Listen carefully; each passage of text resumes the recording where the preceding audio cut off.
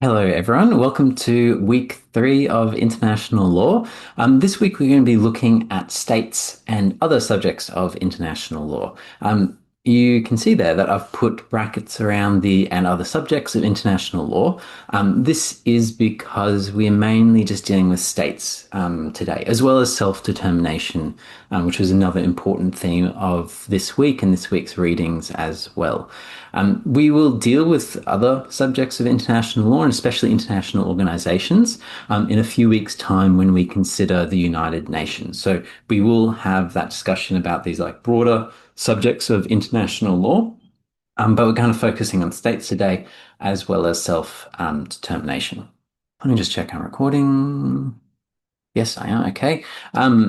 So this is what the learning objectives look like for this lecture and also our accompanying tutorials. This is obviously very broad, so we've got quite a bit to go through, and it's reasonably quite a bit of content. Like I said, we're going to touch on states first. We're going to talk about how one defines a state, the theories around recognition of a state as well, and we're going to go through the requirements of the Montevideo Convention too, which is an important point. Then we're going to go into a discussion around self-determination. We're going to discuss, well, what is self-determination? I'm going to talk a bit about its history and also look at the different forms of self-determination.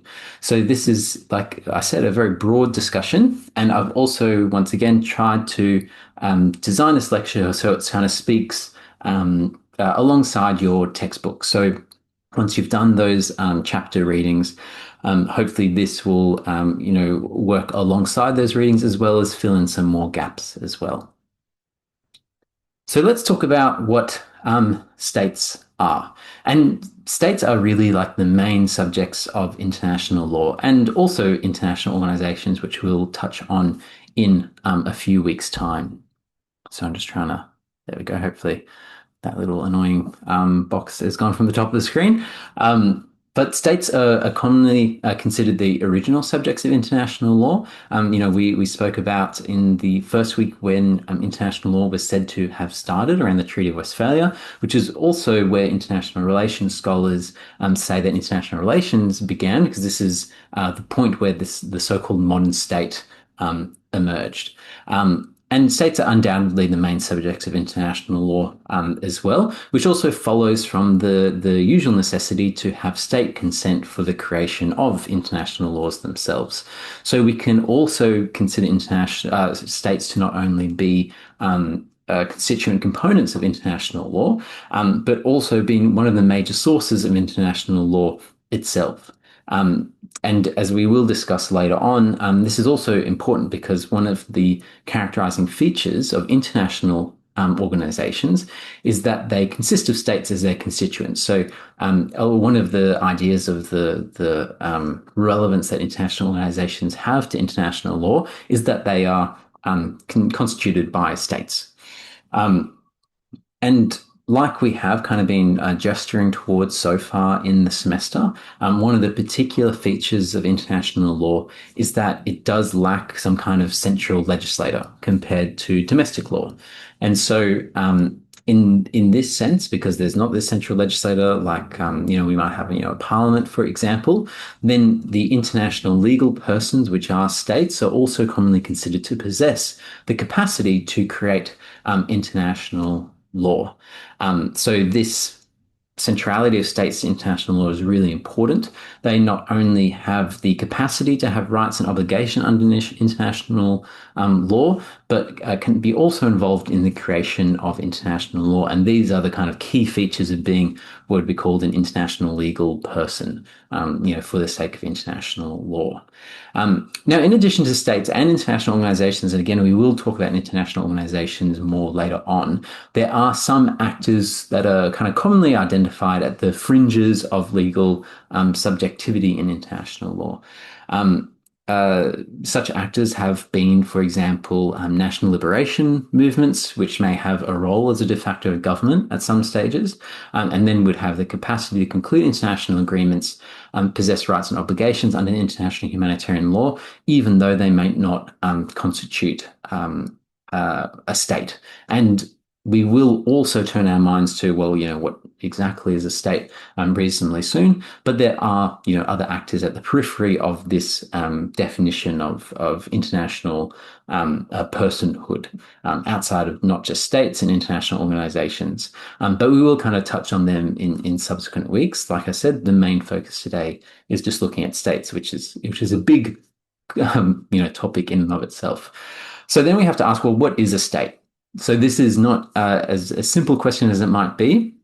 And there's actually multiple different questions that then follow when we're trying to find, well, what is a state? And the first set of questions are existential, so concerning the conditions necessary for states to arise, endure, and also potentially to become destroyed. So these questions surrounding the existence of states are some of the most politically charged in international law as well. And this controversy is not only found in relation to various national and regional independence movements that are, variously active around the world, but also with the unique challenges posed by the global climate crisis and its implication for the survival of many states at risk from rising sea levels. So this existential component of what states are is a very important topic today. And then the second set of questions around statehood covers what we might call like the essence of statehood. So what is statehood in and of itself? These are also very challenging to answer. They encompass political philosophy and sociology as well as international law, and also implicate issues of justice, equality, and sovereignty. And then the third set of questions we might ask around statehood is about entitlements. So, and this encompasses the jurisdictional consequences of statehood. So then, what characteristics and what powers, what rights and obligations do states then possess? So let's start by considering, the existence of states and the history of state emergence. And like I noted and we discussed in week one, we noted, Westphalia was where international law started. But maybe outside of that, the myth of Westphalia that we've noted previously, there's other two more recent legal historical developments which also merit attention. First, the first one is there is a conceptual decoupling of statehood, which we're kind of interested in, to nationhood. And previously, this link between statehood and an identifiable nation was pushed really intensely during the interwar period. And you also see it be pushed at times of crisis, especially too. You'll see the rhetoric of states and state officials and those persons associated with the state, talk about the nation or the defense of the nation and so forth. So these concepts have typically been interlinked quite heavily between statehood and nationhood. And that connection has again survived to some extent within particular branches of contemporary political philosophy. And there's some, relatively famous claims that say, a nation must refer to a communion of people with an aspiration to be politically determining, and then a state must refer to the set of political institutions that they may aspire to possess for themselves. Whatever the merits of this are for, these definitions are for philosophical purposes, and you'll see the distinction quite a lot in these kind of discussions, is technically legally inaccurate because there's obviously many plurinational, multinational states, and whose existence and normative values can't be reduced to their supervenience or kind of integration into one nation. So this conceptual difficulty between a statehood and nationhood, these aren't always totally different concepts, and they're also not totally similar concepts as well. There could be lots of different states within one particular nation and lots of different nations within one particular state as well. The second kind of legal historical development also more recently is the transition from viewing the existence of statehood as an issue of social fact as to something existing to one of legal status. because a state is not a fact in the sense that a chair is a fact, right? It's a fact in the sense it in which it may be said that a treaty is a fact, that there's some kind of legal status attached to a certain state of affairs by virtue of certain rules or practices. And so statehood and states are really an abstract entity. And it's not a object that you can point at, which you can, touch and feel like you can the chair you might be sitting on at the moment. But it is an abstract concept which has a definitive legal status. And we'll talk about, well, where do those legal statuses, obligations, and rights come from? And one of the most important ways of thinking about, what states are is this idea of recognition. Because whether an entity is recognized as a state or not is of real supreme practical importance. It is conceivable, as we will discuss soon, non-recognized entities who, other countries or international organizations don't recognize as states might nonetheless possess statehood. So the actual kind of technical requirements of statehood, which we'll talk about soon. But an absence of recognition in this so-called, international community typically means that the entity in question will not be treated as a state by those members of the international community that refuse to recognize it as such. If non-recognition is total, then many of the benefits that are consequent upon statehood, such as different rights, for example, will not be available to that entity. And because, like we mentioned, international law lacks a centralized authority for determining its state subjects, the international community fulfills this kind of function collectively through practices of mutual recognition. So if a state or an entity which has ambitions to be a state isn't recognized as such, then can be highly problematic for it. And the distinction between the recognition of states and the non-recognition of particular governments is then, considerably important. And the essence of that distinction is between states as abstract legal entities and governments as the political institutions in place within those entities and the collection of individuals who administer those institutions. So for a practical example to make this a bit more concrete, is that very few states have established formal diplomatic relations with the current Taliban government of Afghanistan, and so there is little recognition towards the political institutions and the people of that state. But there's really little doubt that Afghanistan itself remains a state under international law. So there is that distinction between what states as abstract legal entities are, and then between the institutions and people that are involved in that state on the other.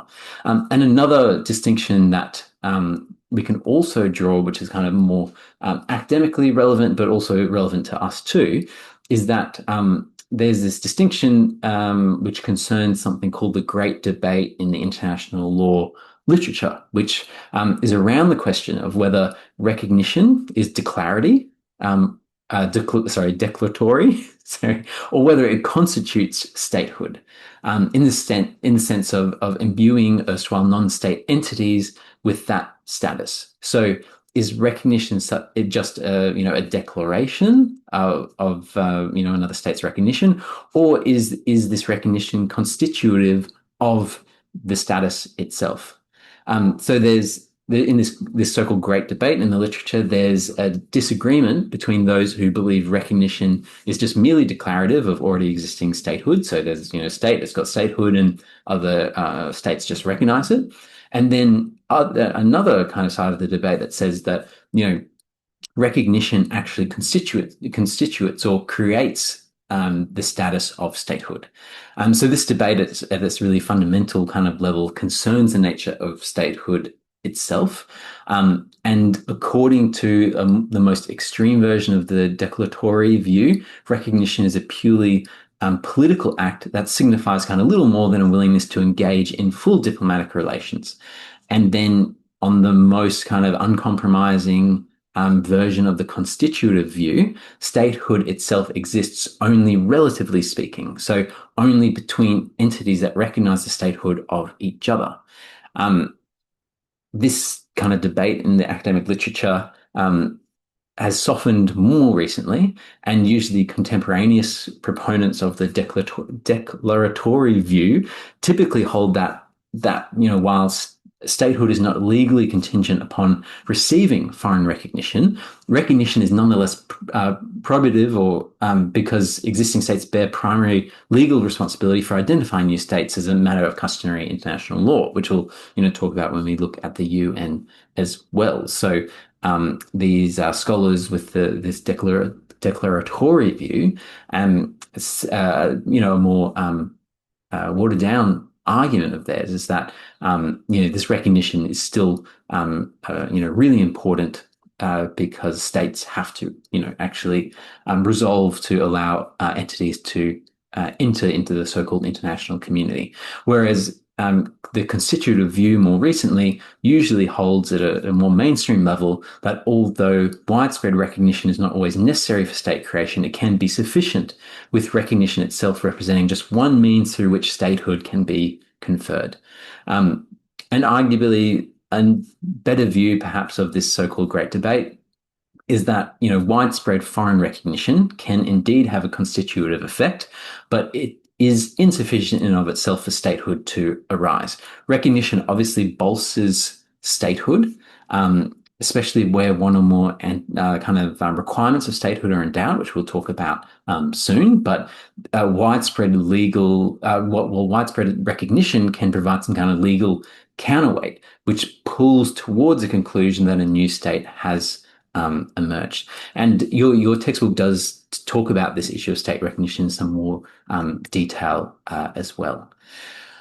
So if we kind of accept that discussion, or at least recognize that there is this debate about, well, how important is recognition to statehood, there are still kind of at the bottom of this particular conditions that usually must be fulfilled before any plausible claim can be made that a new state has emerged. And these conditions are best understood as the factual antecedents or requirements of statehood, and they constitute, in effect, a collection of paradigmatic properties that new states must possess.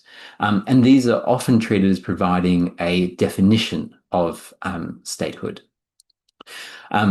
And while the historical roots of these are within customary international law, these requirements and antecedents are most famously referenced within Article 1 of the 1933 Montevideo Convention on the Rights and Duties of States. And these are called the Montevideo Criteria. And they were kind of once considered the final the final criteria to determine, well, this is a state. They were what was called dispositive. So they settled the issue. If a state's got these things, then it's a state. But this is really no longer the case. The issue of recognition is also very, very important for statehood to actually emerge. But as you can see on the slide there, and you'll see in your readings as well, there's kind of 4 overall antecedents or requirements of the Montevideo Convention, which we still, need to work through to think about, well, what is a state? And these are, whether there's a permanent population, more or less defined territory, an effective government, and relative political independence. Now, all 4 antecedents are important for state creation, but they don't always operate as a set of strictly necessary conditions. In some cases, one or more antecedents may be present to a lesser extent than usual, and nonetheless, state creation may still occur. And the most kind of commonplace circumstance is when statehood is widely recognized. We spoke about that issue of recognition was also important to pull this issue of statehood forward, where statehood is widely recognized, despite there being like an effective government, for example. So we have to kind of take a more holistic judgment in relation to any given case when we're looking at the Montevideo criteria. So I'll touch on each of these briefly now. And your textbook also does a really nice job in going through these. So I won't spend a huge amount of time, but just to point out maybe some things slightly differently than what your text did. But talking about our permanent population, this is about, there has to be some kind of more or less identified body of people who are habitually resident upon the territory of the nascent state. There's been various justifications for this criterion, but most scholars agree that, states are generally concerned with governments and governance. So states, that's about statehood is about governance of a certain territory and populace. And so there has to be a kind of identifiable group of the governed. But in contemporary law, there's really no limitations upon the size of this group. In the early 20th century, that was, slightly different because there was some smaller states, such as the Grand Duchy of Luxembourg or the Principal of Liechtenstein, which were considered by several larger entities to be of dubious international status. And that was based largely on the issue of their relative size, which is quite small, a very small population. But more contemporary practice shows quite conclusively that size does not matter in international law. Now, defined territory, like I mentioned, states are all about governance of the people and territory. So the territory is also usually a critical component because states are territorial entities. They're traditionally delineated with reference to inhabitable land and also entitlements to, internal waters, territorial seas, and to also airspaces as well. So this means that some more or less determinate land-based territorial unit must be identified in relation to which a state can be said, to exist. But the territory does not have to be contiguous, like, it's continually connected or of any particular size. For example, Indonesia, I think, has, 17,000 different archipelagos. So this is not all contiguous territory. It also doesn't have to be of a particular size. And even the existence of disputes over the status or extent of the territory in question will not prevent statehood from arising as well. Now, effective government, another important criterion, and one that's probably most hotly debated, it might be said, but this idea of effectiveness does hold considerable sway over the emergence of statehood in the ordinary course of events. And so, for an example, in the case of the Republic of Finland, which succeeded from the Russian Empire in 1917, the prevalence of revolution and anarchy was held to have prevented the new state from arising until a year later, May 1918. And these kind of cases, like of the Republic of Finland, has been said to be paradigmatic, it demonstrates that you have to have some kind of effectiveness of the state government and the machinery there.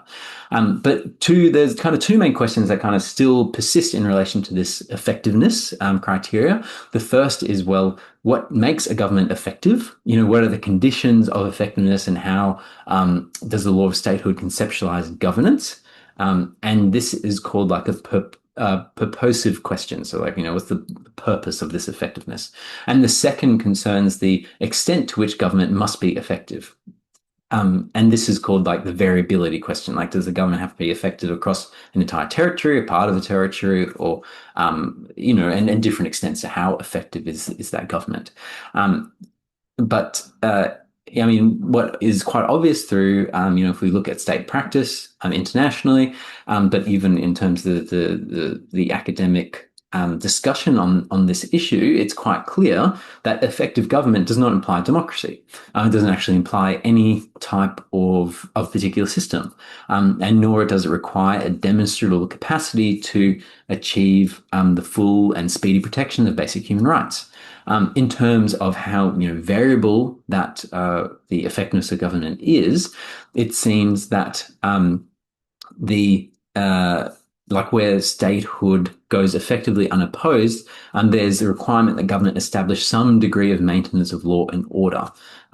But it still might be an extremely thin requirement. I mentioned the example of Finland. That was where there was a stricter requirement, I guess, at that time for this degree of maintenance of law and order, but other cases show that this is very thin. So, for example, when the Kingdom of Belgium was finally forced to grant independence in 1960 to what is now known as the Democratic Republic of Congo, the latter swiftly suffered severe, or several secessionist movements within its territory, an upsurge in violence, and a continued Belgian military occupation. But despite all of this, the Democratic Republic of Congo was actually quickly recognized to be an independent state. Now, finally, relative political independence. These kind of new or nascent or emerging states must demonstrate an absence of foreign domination, which is distinguishable from both the absence of foreign political influence and the absence of dependence upon foreign infrastructure, which is different. So, for example, there's no real serious doubt about the independence of the Principality of Liechtenstein, notwithstanding the fact that out of necessity, it has to use Austrian prisons rather than maintaining its own. Okay, so it uses infrastructure of a different country, but it doesn't mean it's like dominated by that country. And this non-domination can be assessed both formally and de facto. So formally, independence will be in doubt where another state makes a legally plausible authority claim over the territory in question, whether that claim of right concerns the internal affairs or the foreign relations of the affected entity. Whereas in de facto terms, the question is whether there exists substantial external control over the government functions or territory of the nascent entity by some other state. So, for example, the purported creation of the state of Manchuria by the erstwhile Empire of Japan in 1932 was generally denied recognition on the basis that the state of Manchuria was, in fact, quite clearly a puppet state that lacked de facto independence. There's some procedural points that I've also put there in the slides too, because plausible claims to statehood may fail, even if all of these are satisfied, even if there's recognition, if the nascent and aspiring entity violates one of the three procedural principles which kind of mediate the process of state creation. But again, I'm kind of only briefly mentioning these, but they're not always considered to be absolute disqualifiers for the creation of new states. You still need to have some kind of holistic judgment overall. So the first one that I've got listed there is the idea of negative self-determination. So there's a strong legal presumption against state creation where this would result in the formal disenfranchisement or political subordination of large sections of a territory's existing population. And this presumption is a function of this idea of collective self-determination as an underlying value of contemporary international law. Again, something we'll talk about soon. And this can most clearly be seen in the alleged emergence of the Turkish Republic of Northern Cyprus, as well as the unsuccessful attempts by the apartheid government of South Africa to create various Bantustans of Transkei, Botswana, Venda, and Ciskei. The second one is the presumption in favor of territorial integrity. So this presumption is a function of the entitlements that established states have to enjoy continuous possession of territory to which they're legally entitled, and also administer that territory free from the wrongful interference of other states. So by virtue of the presumption that established states will remain whole, then greater weight is placed upon any illegality occasioning state creation. So, for example, this can be seen in the response of the international community to the Russian Federation's unlawful recognition of the People's Republic of Donetsk and Luhansk in the Donbass region of Ukraine in 2022. Then finally, the prohibition on the threat or use of force. This is enshrined in the UN Charter in Article 2, which we'll come back to later in the semester. And this is basically, again, that this threat or use of force can't kind of go along with statehood. So again, the example of Russia here is a good one too. The international response to the Russian Federation's 2022 military invasion of Ukraine, which purported to be for the purpose of securing remedial independence for the Donetsk People's Republics and the Luhansk People's Republic within the Donbass region, was generally seen to be an illegal use of force to promote state creation. So these are, some of the procedural points which also have to keep in mind. And as a final point, states are usually far harder to destroy than they are to create. We've been speaking a lot about state creation because that's usually what the focus is on.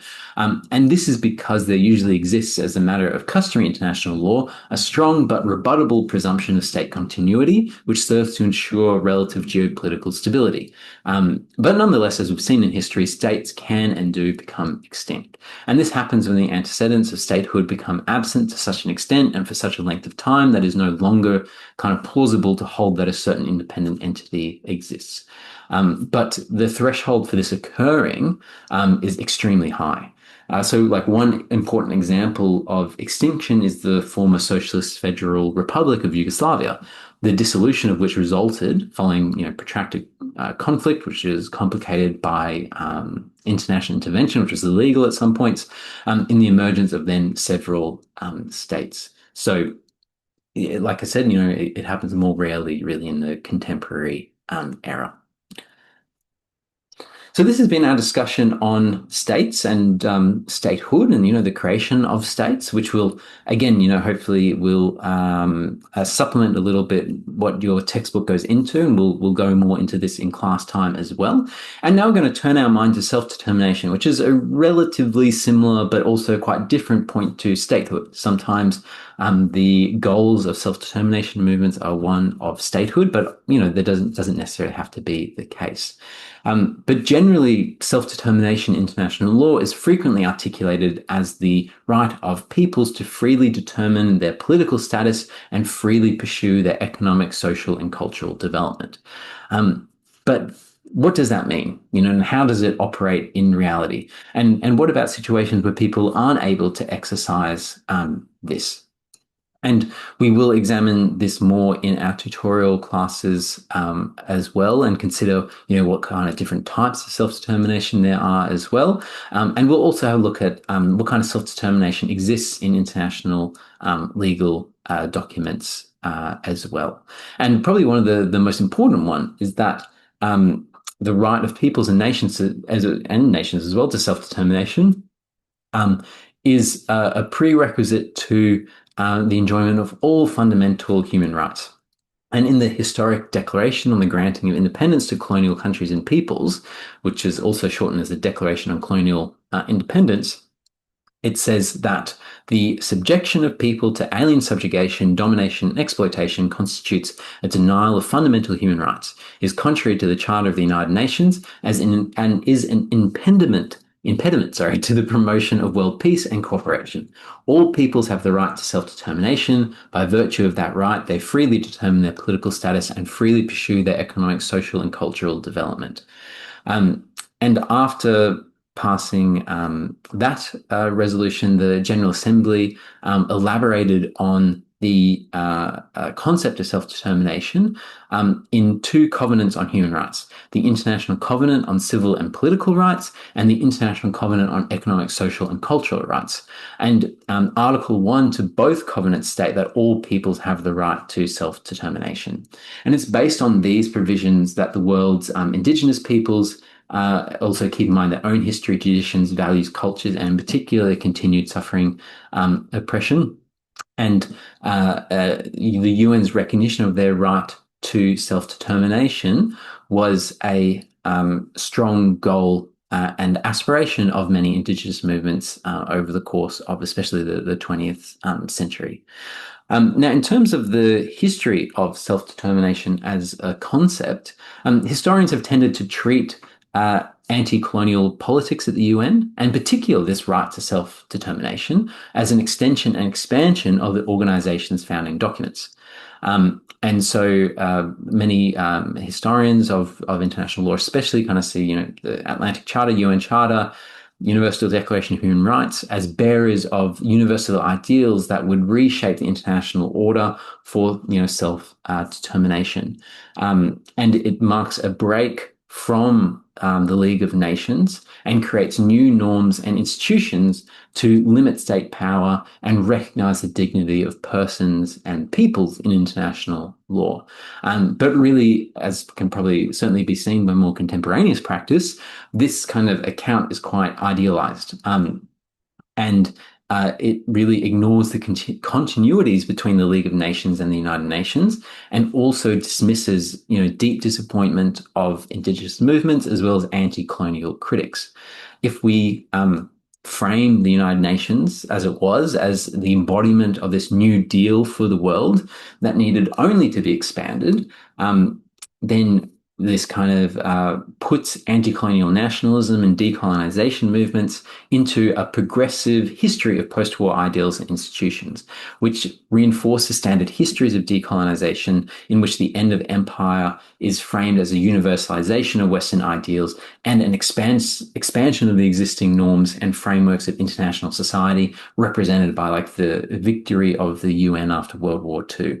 And it only recognizes anti-colonial political action in the register of application and extension of these existing norms embodied by the United Nations and other liberal post-war institutions, and as a result tends to disregard anti-colonial nationalism as a site of important self-determination. But there has been other narratives and observers and critical commentators, and especially during the 50s and 60s, that had a more ambivalent and especially critical orientation to anti-colonial nationalism outside of the liberal view of the United Nations. There were many Western critics that critiqued the demands of anti-colonial nationalists as incompatible with liberal principles and a threat to the new international system. But at the end of World War II, African nationalists especially had worried that the world had not yet learnt the lesson of two world wars. The international racial hierarchy and colonial domination it facilitated really remained unchallenged, even as the world once again prepared for a lasting peace. And many of African nationalists, as well as post-colonial critiques, scholars, and movements, argued that without challenging what they saw as this global color line, the post-war settlement, like the League of Nations before it, would leave open the possibility for new forms of international conflict. And so international hierarchy, which persisted, threatened the anti-colonial project in two major ways. First, it maintained the background conditions of colonial enslavement, because even after the war, according to these anti-colonial critics, Europe continued to believe that racial difference marked some kind of inferiority, which justified the treatment of colonial and former colonial subjects as serfs to minister comfort and luxury for the metropoles. And the second point that anti-colonial critics brought up at this time, that even if this new structure allowed some colonies to gain independence or let states like Ethiopia and Liberia retain formal sovereignty, the possibility of conflict and competition threatened the prospects for self-government and self-determination. And so in this context, by the mid-1950s, there was a strong anti-colonial position that started to prevail in many UN forums, and especially the UN Commission on Human Rights. The drafts of the Covenant of Political and Civil Rights and the drafts of the Covenant of Economic, Social and Cultural Rights, included this right to self-determination. But when it went to a committee of the UN General Assembly, the right to self-determination elicited the most disagreement. And there was 26 meetings dedicated to discussing this right. And to avoid an impasse that would derail passage of both those covenants, the UN Secretary General recommended that self-determination was left out of the covenants, and there was a preparation to create a separate declaration on self-determination. But the post-colonial states strongly rejected this recommendation and argued that a separate declaration on self-determination would sever the link between self-determination and human rights and relegate self-determination to just a declaration, which, unlike the covenants, would not be legally binding. And so after revisiting this language around self-determination and dropping a controversial clause that gave peoples permanent sovereignty over natural resources, which a lot of the European countries in the United States especially didn't like, the UN Committee finally adopted this article of self-determination, which we now see as Article 1 in both of these covenants. So at this stage too, human rights were an important part of anti-colonial nationalism, but were not the central or primary mode of critique. Before the end of World War II and in the writing of the United Declaration of Human Rights, this rights talk was a crucial site of political contestations in colonial Africa that facilitated a critique of imperialism. Colonial subjects laid claim to the rights and liberties offered in treaties and official discourse to challenge the lawless imposition of colonial rule and demanded remedy for the excesses of colonial power. As anti-colonial critics kind of turned towards independence, this existing language also informed their critique of colonial rule and was supplanted by the emerging international discourse of human rights. So as a particular example, when Nigeria was getting its independence, there was a linkage of this right to self-determination alongside political and civil rights. So this self-determination was centered in a broader struggle for human rights and economic and political rights as well. And this it marked a new chapter in an evolving tradition of human rights talks, which mobilized this idea of self-determination, and it was situated in a broader account of seeing empire and colonial domination as an enslavement, which had significant and also primary economic dimensions, which were often kind of forgotten by the political focus of self-determination and other rights in the immediate post-colonial era. And especially in the kind of idea of, well, what could a sovereign equality look like for these new nations that were being birthed at this time, anti-colonial nationalists reached kind of far beyond the terms of existing international society. And this concept of self-determination was a central part of that. And nationalists at this time argued that an anti-imperial world order required not only equal legal standing, but also equal decision-making power. So prominently, they rejected the veto power of the Security Council's 5 permanent members, and also the outsized decision-making and enforcing power of the Security Council relative to the entire General Assembly as vestiges of a hierarchical world order. And nationalists and anti-colonial critics, as well as new nations, sought to redirect decision-making powers towards the more what was seen as representative and egalitarian General Assembly, which they had envisioned as the parliament of a new anti-imperial world order. And this vision, this very expansive vision of a sovereign equality, would reach its heights in what was called the New International Economic Order, as post-colonial states deployed what they understood to be the legislative power of the General Assembly to try to create an egalitarian global economy. But this was a very limited victory, this inclusion of self-determination in the covenants, this creation of the new international economic order. It was limited and had a quite short run. When this critique I've been discussing about that centered colonial empire as enslavement in all its kind of dimensions, in economic and social, when it moved into the space of the United Nations, that language kind of changed to violations of human rights. This rightlessness was certainly a really important critique and was one that anti-colonial scholars had made for a number of years, but this rightlessness, not having rights, was only one piece of a broader experience of domination. But it became the primary way of understanding the wrong of colonialism at the United Nations. So in the General Assembly resolution that I mentioned before, the Declaration of the Granting of Independence to Colonial Countries and Peoples, when it passed in 1960, it said that the subject subjection of peoples to alien subjugation, domination, and exploitation was equated with and said to constitute a denial of fundamental human rights. So this delimitation of enslavement through colonial enterprise to just rightlessness meant that the new right to self-determination, which was also being born at the UN, only had a very tangential connection to the economic critique, which is really central to this empire as enslavement framework from anti-colonial nationalists to scholars and countries. Um, so this to get self-determination included into the covenants we just mentioned before, representatives of new post-colonial states had to abandon the more radical demands of permanent sovereignty over their natural resources. And then what resulted was a far weaker claim that people had a right to subsistence, along with a clause that delimited a people's right to dispossess of their resources by reference to states' obligations under international law.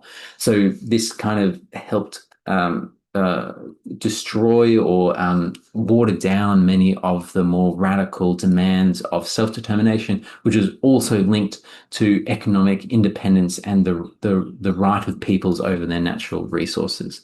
But these arguments for a more egalitarian global economy, like I mentioned, did get taken up in the new international economic order, which is also a really important movement. But with this move towards the new international economic order, which was largely pioneered by so-called global South or post-colonial states, there as this kind of movement concretized, the Western critiques against it amplified.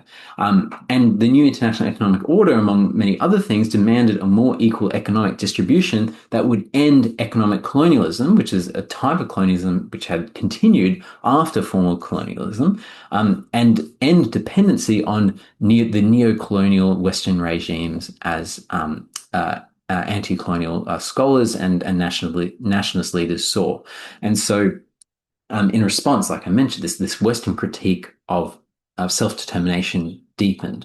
And it also coincided with a gradual abandonment of the United States, of the United Nations, and other multilateral institutions of the post-war international order. Because just after World War II, even though the UN and many post-war institutions were almost quintessentially American creations that sought to institutionalize this idea of a liberal international order, 30 years later, American policymakers and statesmen were confronted with now an international organization that they basically created that anti-colonial nationalists had transformed into an arena for the politics of decolonization.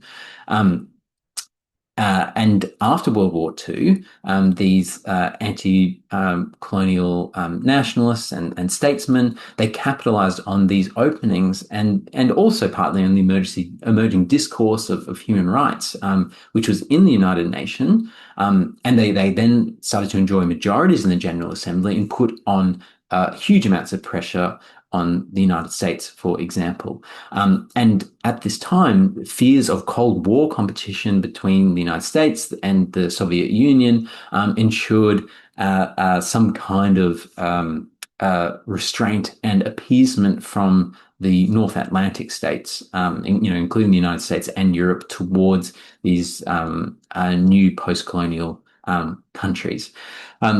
In the 1960s, post-colonial states deployed this new right to self-determination, which I've been discussing, to challenge the remnants of alien rule, and in particular, the apartheid regime in South Africa, the gulf and conflict between anti-colonial nationalists, their refashioning of the UN as a site of post-colonial revolution, and then on the other hand, the United States' view of international organization as a forum for cooperation, collective security, and an American-centered consensus was really clear. And there was a greater rejection, a more explicit rejection of self-determination as it was framed by these anti-colonial scholars, nationalists, and countries. And there was a growing dismissal of international institutions at this time that started to mark the closure of the historical and political moment that had made like this kind of anti-colonial world making possible. And they also set the foundations for a new era of unrestrained American imperialism, where the principle of sovereign equality was curtailed and the United States was freed from even kind of a rhetorical commitment to a rule-bound international order. So if we characterize the 30 years after the Second World War by the anti-colonial quest for a domination-free international order that radicalized this meaning of sovereign equality. The 3 decades that then followed, the end of the Cold War, gave rise to a striking return to and defense of a hierarchical international order. Um, and so, in this kind of context, this idea of anti-colonial nationalism, which also faced its own internal crises and limits across the globe, especially due to a lot of global economic changes, they could no longer kind of mount an effective challenge to the international legal and institutional order. And after the height of decolonization in the 1960s, the idea of the post-colonial state as the site of a politics of citizenship that could accommodate racial, ethnic, and religious pluralism was called into question as movements from below resisted and repudiated the majoritarian, homogenizing, and exclusionary tendencies that appeared embedded in the structure of the nation state as it exists. And then at the same time, the ideas of anti-colonial world making around this right of self-determination, which began as an effort to rethink sovereignty, culminated in projects that just reinforced the nation state. And these kind of internal machinations, the various political crises that were continuing over the 70s and 80s, only magnified with the fall of the Soviet Union. And this language of self-determination no longer animated political visions within the post-colonial world. And this idea of self-determination, which was central to building a world after empire had faded, and the conditions that made these commitments kind of viable dissipated, their political purchase declined. But then in the early 2000s, there was a reasonably significant development where the UN General Assembly proclaimed the UN Declaration on the Rights of Indigenous Peoples. And the General Assembly took note of a series of recommendations from the Human Rights Council, and through a very lengthy drafting process, they set forth a historic resolution in 2007. And it was adopted by an overwhelming affirmative vote of 143 in favour and 4 against. And if anyone has any guesses as to who we're against, it'd be interesting to maybe guess this now before I reveal who it is. But it's Australia, Canada, New Zealand, and the United States who voted against it, of course, and then 11 abstained. In this declaration, there was a essential nature of self-determination kind of put there. During the elaboration on the UN Declaration of the Rights of Indigenous Peoples, Indigenous leaders repeatedly referred to the right of self-determination as the heart of the draft declaration. Its cornerstone, the pillar upon which all other provisions of the draft declaration rest, and also the prerequisite for the full enjoyment of all human rights of Indigenous peoples. And so it is called essential for the survival and development of Indigenous peoples and the key to the implementation of solutions for their problems. This emphasis on self-determination also posed a perceived threat to states as they saw recognition of such rights as a license for succession. Governments have historically viewed self-determination as destructive and tried to limit its use as much as possible, not just in the examples that I gave earlier in the post-World War II order, but also more generally because of this fear of succession. But the UN Declaration of the Rights of Indigenous Peoples was very important, not just for the substance of elaborating a right to self-determination, but also, how it was formed.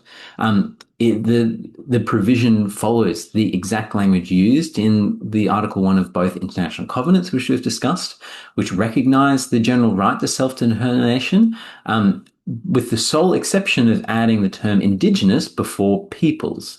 And by adopting the language of the generic right to self-determination, the idea that It's given Indigenous people finally some kind of equality to all other peoples in international law.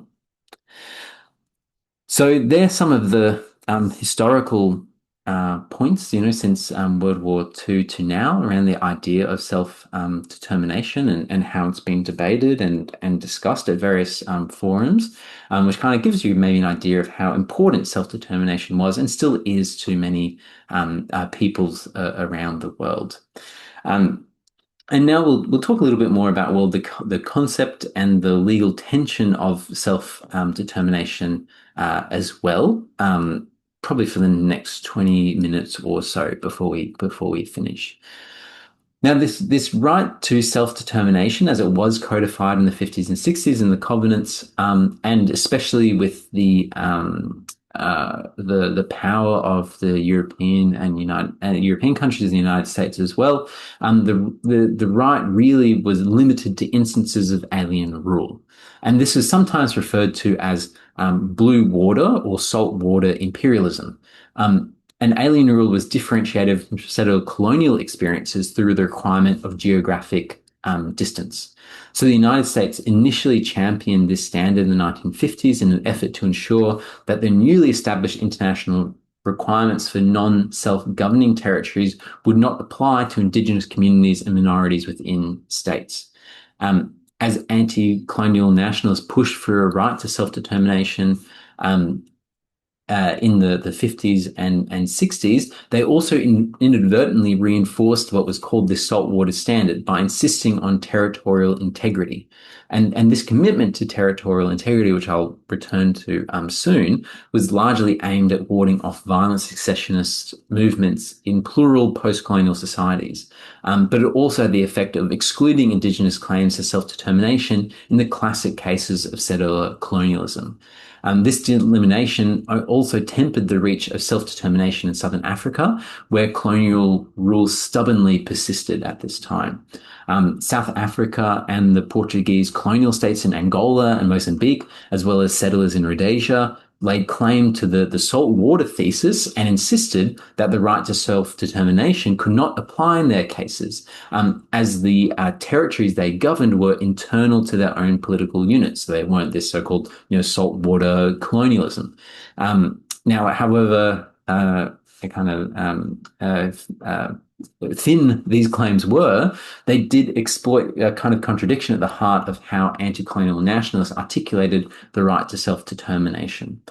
Now, in terms of one of the important legal points here as well, then how do we define people who can enjoy self-determination? And at the former subcommission of the Promotion and Protection of Human Rights at the UN, there was an early attempt to define what Indigenous peoples meant. This first contemporary attempt to present a definition for Indigenous peoples at the UN level was made by a special rapporteur of this subcommission, and there was a study in the 80s on the problem of discrimination against Indigenous populations, authored by this special rapporteur, and it included a cautious definition of Indigenous peoples for the purpose of international action. And this read, Indigenous communities, peoples and nations are those which, having historical continuity with pre-invasion and pre-colonial societies that developed on their territories, consider themselves distinct from other sectors of the societies now prevailing in those territories or parts of them. They form at present non-dominant sectors of society and are determined to preserve, develop and transmit to future generations their ancestral territories and their ethnic identity as the basis of their continued existence as peoples in accordance with their own cultural patterns, social institutions and legal systems. Then this definition was established as a working definition of the term of Indigenous peoples in the UN system. Although there's still not really an international consensus on who Indigenous peoples are specifically, because the term cannot really be defined precisely or implied all inclusively. And so in this respect, it's kind of used to recall the basic criteria on which this working definition of Indigenous peoples was based, and to make some comments about them. these first basic criteria included the concept in this UN Special Rapporteur report in the 80s. It included the concept of historical continuity with pre-invasion and pre-colonial societies that developed in their territories. And in this connection, the Special Rapporteur proposed an explanation here that Indigenous populations are composed of the existing descendants of the peoples who inhabited the present territory of a country, wholly or partially, at the time when persons of different culture or ethnic origin arrived there from other parts of the world, overcame them, and by conquest, settlement, or other means reduced them to a non-dominant or colonized status. And that the occupation of ancestral lands is often at least a part of this process. And also the basic criteria should relate to cultural characteristics as well. And according to this, and now according to the definition by the Special Rapporteur, Indigenous people should possess distinctive cultural characteristics that distinguish them from the prevailing society in which they live, whether that's religion, language, living under a different system, membership in an Indigenous community, dress, means of livelihood, lifestyle, and so forth. And this criterion also importantly referred to non-dominance, which also alluded to the sense that Indigenous peoples should constitute a non-dominant part of the population of the countries in which they live. And in addition to these criteria, the Special Rapporteur also mentioned there's two other criteria which should be taken into consideration in connection with the analysis of the term of Indigenous peoples: self-identification and group consciousness. And it was noted by the Special Rapporteur that Indigenous peoples themselves have defined and determined whether they are Indigenous or not, and how their membership is attributed. So this is kind of one understanding of Indigenous peoples that self-determination is usually related to. And even though the Article 1 of the International Covenants in their definition of self-determination related to all peoples, this is obviously not really the case in practice. And during the decolonization era, self-determination was equated to independence, and non-state actors were not part of such a right. And this right continued to be attributed to whole populations of states. And limiting the beneficiaries to whole populations of states was also repeatedly, achieved by repeated references to this territorial integrity. And Article 6 of the UN Declaration of the Granting of Independence to Colonial Countries and Peoples, which we mentioned before, this provided that any attempt aimed at the partial or total disruption of the national unity and territorial integrity of a country is incompatible with the purposes and principles of the Charter. So the exercise of the right of self-determination was seen as a threat to territorial integrity. And this is, again, going back to that contradiction between these concepts, and also why it was so difficult to also, have self-determination as a more radical movement, and also where this idea of self-determination also restricted, who could be peoples who could enjoy such self-determination, which is still, a very vexed question today. Now, although the Declaration on the Granting of Independence to Colonial Countries and Peoples provides that integration and free association are ways for people's rights to self-determination to be exercised, a great number of states feared succession and did not accept that Indigenous peoples are qualified to exercise their right to self-determination. And this was obviously very much opposed by Indigenous people as well, that they weren't entitled to the same rights as other peoples, and insisted that it's a racist policy and practice. But there were some limiting of the right to self-determination in the 1970s. For example, the Declaration on Principles of International Law concerning friendly relations and cooperation among states, that provided that states enjoyed full sovereignty and independence and possessed a government effectively representing the whole of the population, and they should be considered as conducting themselves in conformity with the principle of equal rights and self-determination of peoples as regards to their population. So it really set the right determination and the form that it could take very much within state practice and the status quo of states. But the more general norm a minimum condition for the exercise of self-determination, particularly in its kind of ongoing aspects, is the absence of official policies or practices that discriminate against individuals or groups. This non-discrimination norm is acknowledged to have special implications for Indigenous groups, which, practically as a matter of definition, have been treated adversely on the basis of their immutable or cultural differences. The non-discrimination norm, which is one of the general norms for self-determination, viewed in light of broader self-determination values, goes beyond ensuring for Indigenous individuals either the same civil and political freedoms accorded others within an existing state structure or the same access to the state's social welfare programs.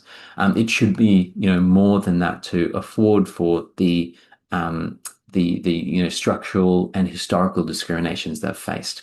And it also upholds the right of Indigenous groups to maintain and freely develop their cultural identities in coexistence with other sectors of humanity. And this right to self-determination has both like internal and external dimensions. The internal dimension is determined by the physical dimensions of the state and the rights of all peoples to pursue freely their economic, social, and cultural development, including by taking part in the conduct of public affairs without outside interference. And the focus of the UN Declaration on the Rights of Indigenous Peoples was on the internal aspects of self-determination and specifically on Indigenous control and participation. Um, in addition to the Article 4 we mentioned earlier, the Declaration had many scattered references to Indigenous rights to participate in the law and decision-making processes of the state, the right to control the exercise of state legislative and administrative functions concerning Indigenous affairs, and the recognition by the state of Indigenous political and legal institutions and acceptance of legitimacy of Indigenous laws, traditions, and customs. And the provisions go into quite a bit of detail regarding the modalities of self-determination, and the Declaration kind of seeks to strengthen the understanding of self-determination in this internal manner and also broaden its scope.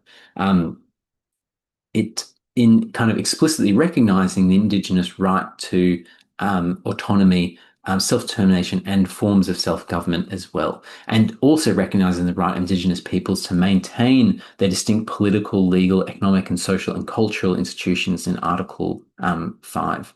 So it also talks about, effective participation, ensuring Indigenous participation in decision making as well, in Articles 18 and 19, and it's a very important document in general.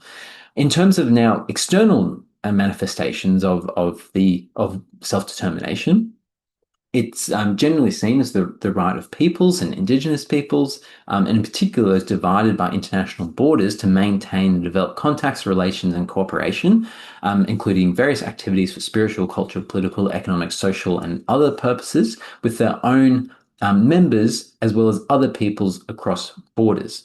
This idea of external self-determination may also include Indigenous peoples' rights to determine their place in the international community based on the principle of equal rights. And maybe an example of this external self-determination is the participation by Indigenous peoples in international movements and even having an international Indigenous movement across borders, and including expressions of Indigenous peoples at the United Nations and other international forums, which are external to their own communities. Now, economic self-determination too is a very important part of self-determination, and as I mentioned before, historically it's been one of the most contested parts of self-determination, as it was seen by powerful Western states to potentially limit their ability to access economic resources in other countries. But the control of Indigenous peoples and other peoples over their affairs also must include the control over their lands and therefore the natural resources of that land. And for Indigenous peoples, land rights are an application of their right to self-determination, and the declaration I've been speaking about quite frequently recognize that right as well, to lands, territories, and resources, in Article 26, which also delineates states' obligations to give legal recognition and protection to these lands as well. So in this more recent declaration in the early 2000s, there's been this effort to move self-determination beyond just a political idea. Um, Obviously, the political element is also really important, but the economic point has often been neglected, or kind of purposely ignored or pushed to the margins. But that's kind of one of the focuses on a lot of Indigenous movements, and especially this declaration is bringing that back into focus. Now, the fear of succession has been, like I mentioned, the main obstacle in reaching agreement on self-determination. But really, historically, succession has always been quite a small part of the scope of self-determination. And there's no agreement really among international laws where succession is allowed under any circumstances in international law. Several authors have accepted the possibility of remedial succession under certain circumstances. And recent judgments have also acknowledged the growing consensus amongst international lawyers that even beyond colonialism, there is a possibility of the right succession for remedial reasons. And so, for example, in the case concerning application of the Convention on the Prevention and Punishment of the Crime of Genocide in the Bosnia and Yugoslavia case, which we'll also look at in class, self-determination was raised in a non-colonial situation without meeting the objection of the ICJ. And really kind of related to that conflict more broadly as well, the big test for remedial self-determination was the Kosovo case. The Kosovo decision, which will come up during the semester, this involved the recognition of an unqualified right of self-determination to a subnational group that also revealed a huge difference of opinions among states on this question. It concerned a well-defined territory that overwhelmingly supported succession after years of well-reported oppression and gross violations of human rights, and after a series of negotiations were not successful. And the UN General Assembly asked the ICJ in the Kosovo opinion to give its opinion on the issue of self-determination and remedial succession, but the ICJ shied away from directly addressing the substance of the question. And of the 36 states that submitted written statements during the proceedings, 12 seemed to accept the right to self-determination for subnational groups, though there were some qualifications. And the ICJ eventually used very careful language that in the adoption of the Declaration of Independence in Kosovo, it didn't violate any applicable rule of international law without directly commenting on the issue of self-determination in that case in relating to the Declaration of Independence by Kosovo. And so the reluctance of the court discussed the main issue in this case, whether international law allows the succession of Kosovo, and especially some kind of remedial succession, has been widely criticized as a political move of the court to avoid playing with dynamite. And so we'll have a look as well at another very much more recent case of this idea of self-determination and how the ICJ has handled this idea and concept itself. And last year, on the 19th of July, the ICJ handed down a really long-awaited advisory opinion, which examined the legal status of Israel's occupation across the Palestinian territories of East Jerusalem, the West Bank, and the Gaza Strip. And this is one of your readings for this week as well. Now, for the purposes of briefly touching on this case, which is really at the forefront of where the ICJ sees self-determination, gives a hint of the place of self-determination in international law. It's also important to note that the analysis of Israel's assault on Gaza since October 23 was not a part of the judgment here. This is something that we'll talk about later when we look at other aspects of the ICJ's function as well.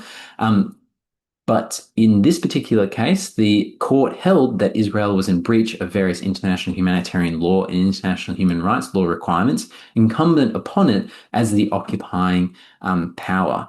And the practices that Israel had been implementing was suggestive of sovereign power amounting to conquest over the occupied territories.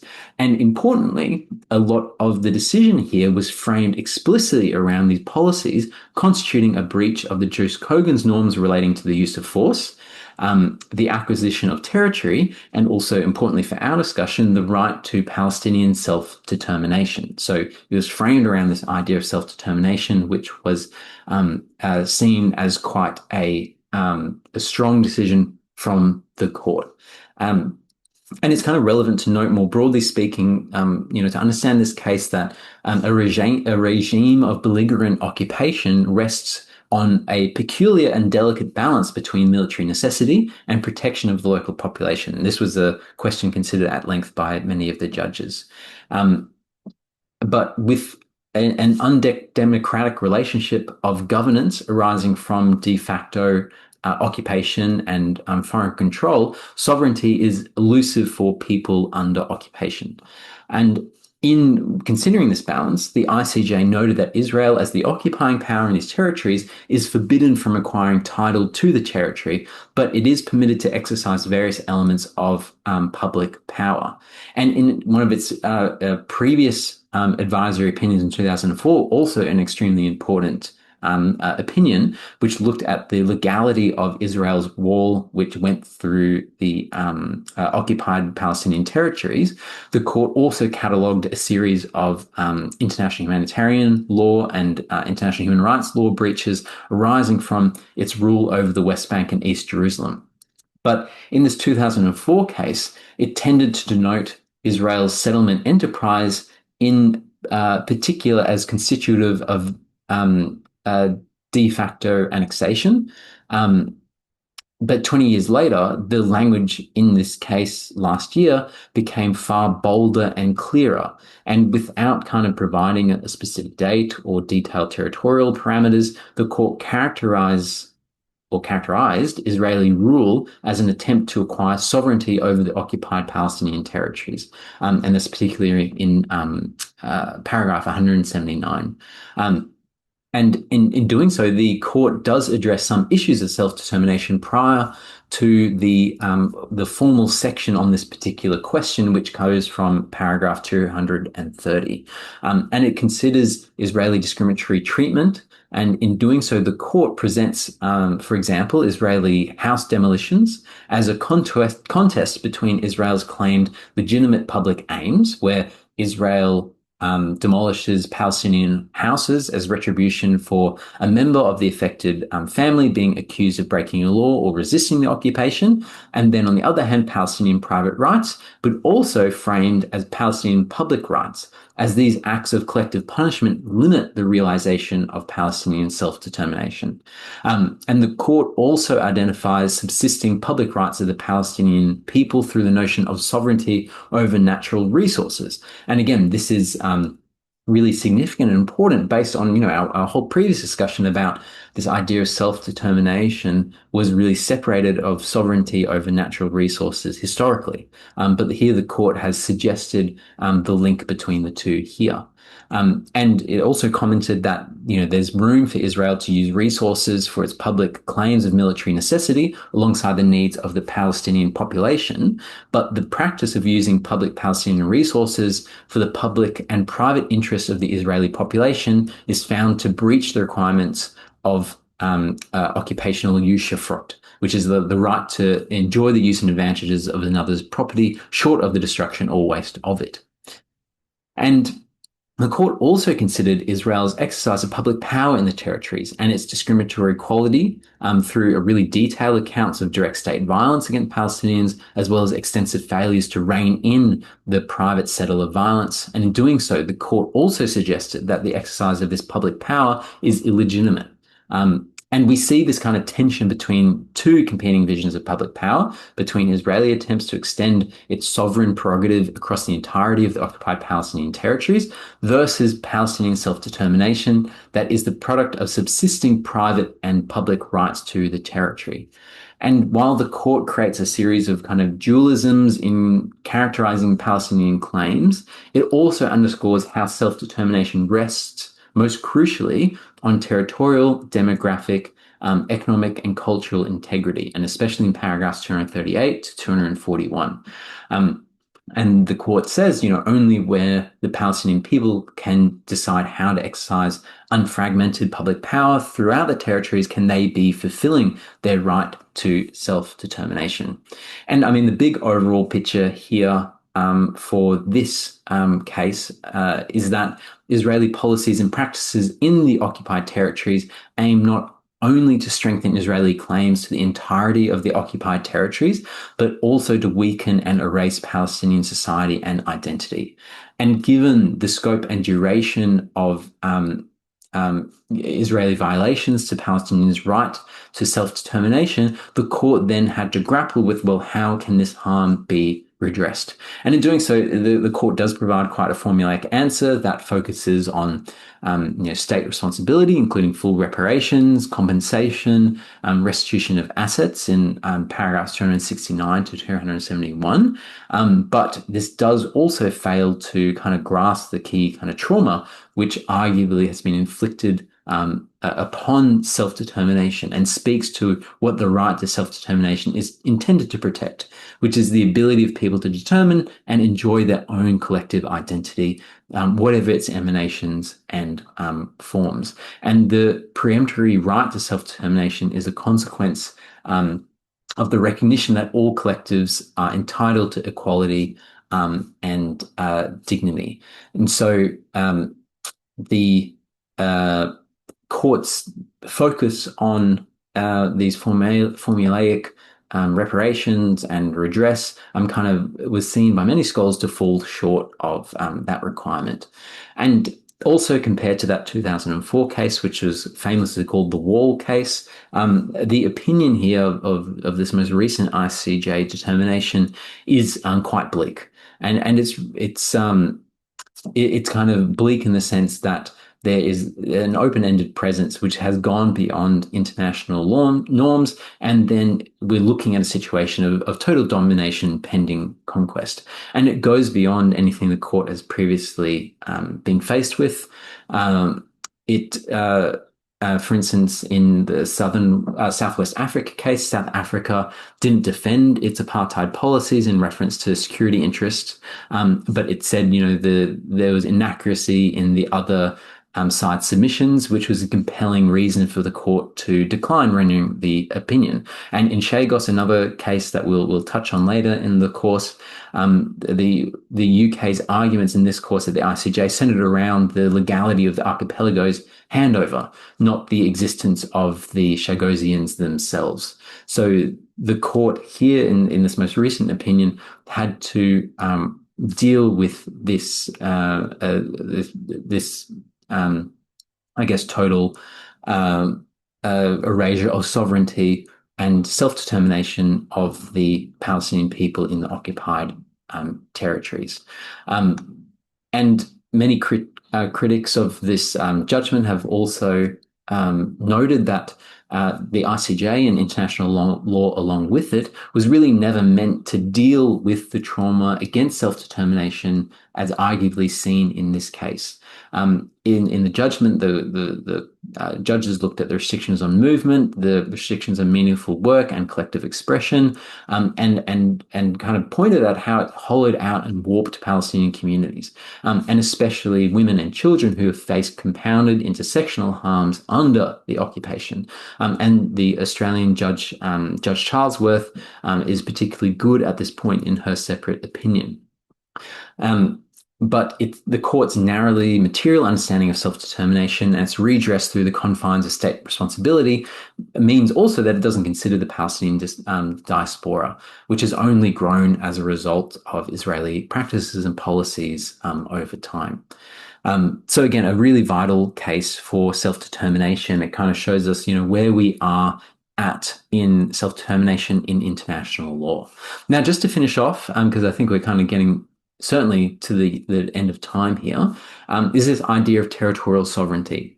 And this is something, again, kind of spoken about more detail in your textbook, which I'll kind of skim the margins of. And this idea of sovereignty has usually been used as a synonym for statehood itself. When we're talking about statehood before at the start of the lecture, usually that's just a stand-in for sovereignty, and or it's used as kind of the minimal degree of political independence necessary for statehood to arise or endure. Um, and as your text kind of notes in more detail, one of the most important rights that attaches to statehood is this idea of territorial sovereignty, which is a state's right to exercise exclusive jurisdiction within its territory. Now, sovereignty does not imply unlimited authority. Rather than being inconsistent with legal obligation, state authority is itself an aspect of international law and must possess legally defined limits. So sovereignty thus means no more than and no less than the full set of legal capacities ordinarily associated with statehood. So if we put this another way, to be a sovereign for the purposes of international law means to just have the status of a established state. And so this has kind of two implications. First, that the acquisition and maintenance of sovereignty turns on the law that governs the creation, continuation, and extinction of states, even though this law may be supplemented by other principles such as human rights. And your text goes more into territorial change and the five methods or modes by which a state can acquire additional territory, like avulsion or accretion, conquest, cession, occupation of terra nullius, and prescription.